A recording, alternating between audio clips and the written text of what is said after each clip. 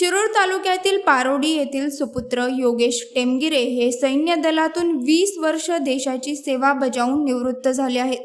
निवृत्त झाल्यावर शुक्रवारी 16 ऑगस्टला त्यांचे गावात जंगी स्वागत करण्यात आले।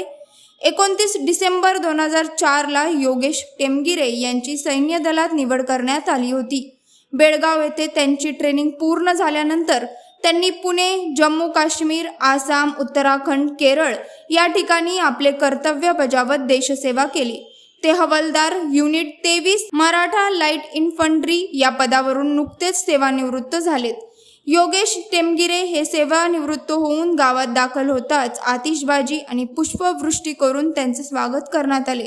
यावेळी मोठ्या संख्येने उपस्थित महिलांनी योगेश टेमगिरे यांचे औक्षण केले। यासोबतच देशसेवेसाठी प्रेरणा तसेच देशसैनिकांबाबत आदर निर्माण व्हावा या हेतूने ग्रामस्थांच्या वतीने त्यांची मिरवणूक देखील काढण्यात आली। त्यानंतर सेवानिवृत्त टेमगिरे यांचा सत्कार समारंभ उत्साहात पार पडला।